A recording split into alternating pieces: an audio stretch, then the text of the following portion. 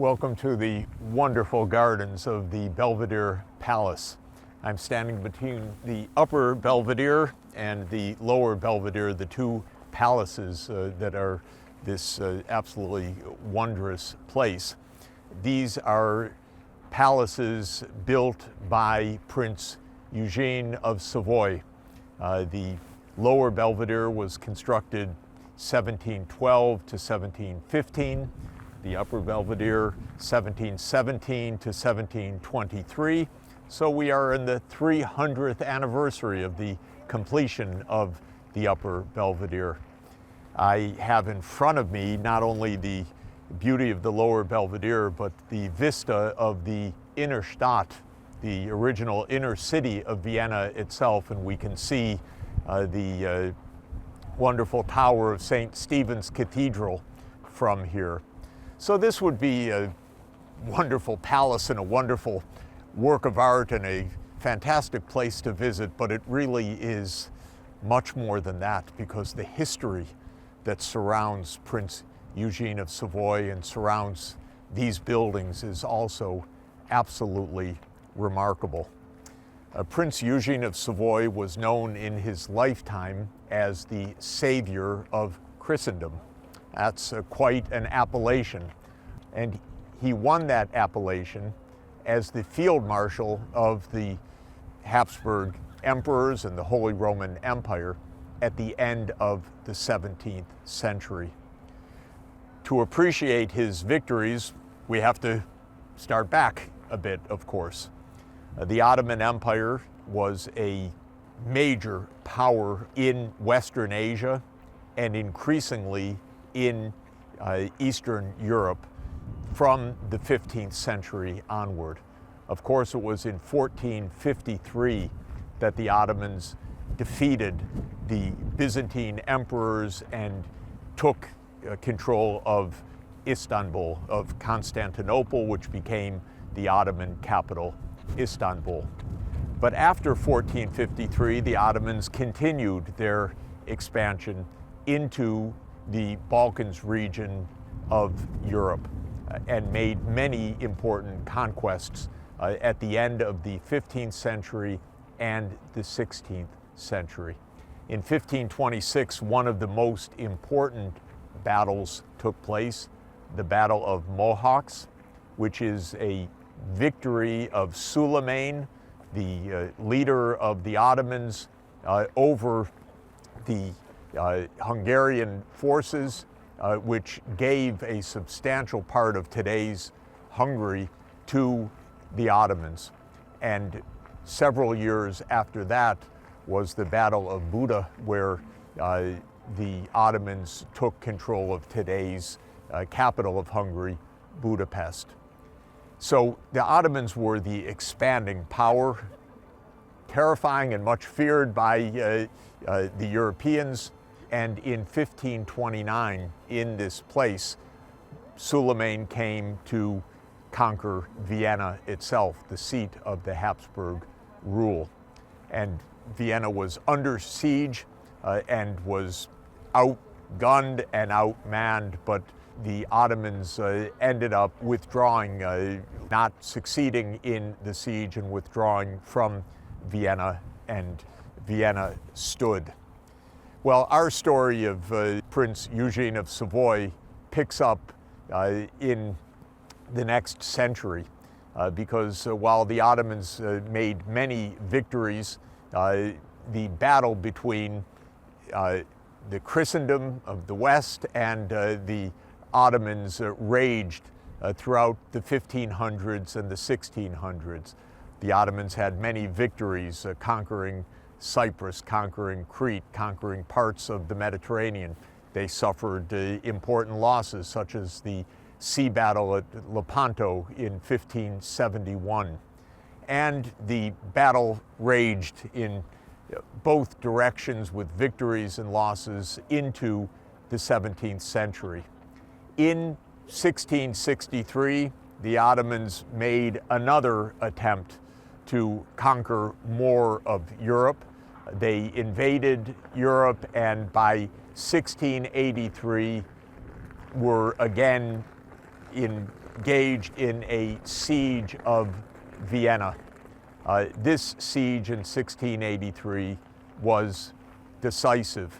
The European powers rallied, and Prince Eugene of Savoy played a major role in what would be a not only victory in breaking the siege of Vienna, but go on to be a victory over the Ottomans that ended the Ottoman capacity and intention to move further into Europe.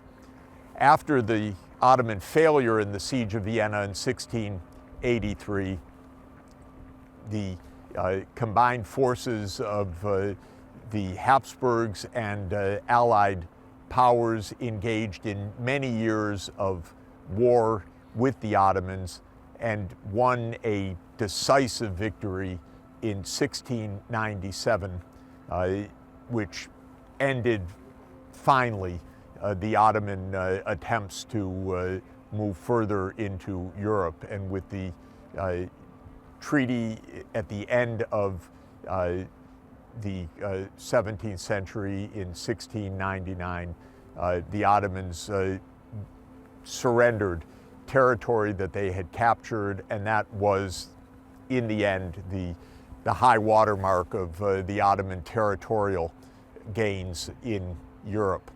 Well, Eugene of Savoy was hailed as the great hero of Europe, the savior of Christendom, and to celebrate that victory, he established a summer residence. This is not even the principal residence. The principal residence was in the inner Stadt, but this is his summer residence to the south of Vienna, now, of course, very much part of Vienna today, but at the time outside of the city walls, and built this absolutely wonderful palace.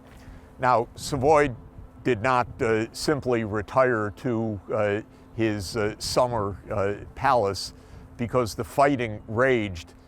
In fact, the empire was engaged in a war, in effect, on both its sides. On one side was the war with the Ottomans to the east, but on the western side, the Habsburgs were in a continuing war with another expanding power, in this case, France.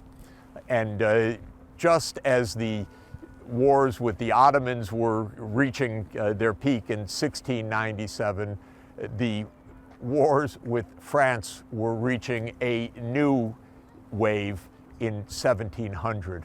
In 1700, Charles II, the last of the Spanish Habsburgs, died without a male heir, and thus began the war over the Spanish succession.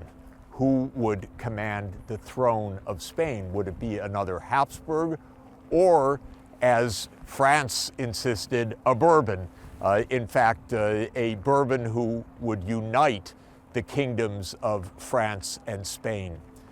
Well, the Habsburgs and their allies, in this case Britain, were having none of it. They saw the dangers of a united French-Spanish kingdom, and therefore went to war, a war over the succession of the now empty Spanish throne. And that war raged for many, many years. Prince Eugene was a hero once again in a major battle in 1704, the Battle of Blenheim. That was a battle in which France and its Bavarian ally fought the Habsburgs and their British ally.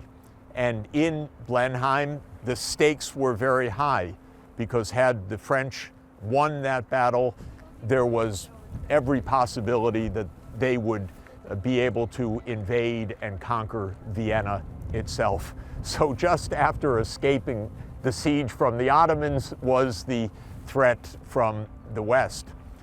Again, this time Savoy, this time Again, this time Prince Eugene of Savoy, together with the Duke of Marlborough, were the victors of the Battle of Blenheim, and this was the occasion for the Duke of Marlborough from the Churchill line to win the Palace of Blenheim just outside of Oxford. So we have these two palaces that were established at just about the same time and celebrating in part the same victory. Well, in the end, that war also raged for many, many years and was ended only by the Treaty of Utrecht in 1715 in a kind of compromise decision. The Bourbons did take the throne of Spain, but on the condition that there would never be a united monarchy of France and Spain. So Philip II, the Duke of Anjou, became the King of Spain, the Bourbon king, the end of the Spanish Habsburgs, but never with him or his heirs also being able to assume the kingdom of France. All of this shows the ongoing battles and shifting alliances that have marked Europe throughout its history. It's notable and ironic that by the time of World War I, the Austro-Hungarian Empire of the Habsburg rule was in alliance with the Ottoman Empire. The great enemy of past centuries became the ally in World War I. Of course, they were on the losing side of World War I, and World War I marked the end of the Habsburg Empire and the end of the Ottoman Empire simultaneously, in effect. Now, these buildings continued to have their great history past the construction and Prince's use of his summer palace. After his death, the palaces went to his niece, who didn't want the upkeep, so she ended up selling them to the Empress Maria Theresa, and Maria Theresa and her son, Emperor Joseph II, had an absolutely remarkable idea. By the 1770s, as the enlightened absolutist monarchs that they were, they saw these grounds as a place for the public good and actually established a public art gallery here already at the end of the 18th century. So it was already for more than 200 years that the Belvedere has been home to remarkable art, and now it is home to some of the most beloved art, the art of the Austrian succession, the art of Klimt and Schiele and other masters of Austria at the beginning of the 20th century. So we are in a place that lives and breathes history and lives and breathes culture, but it is a place that was first established in celebration, as it were, of two major victories of the Habsburg Empire as it battled on both flanks with the Ottomans to the east and with the rising power of France to the west.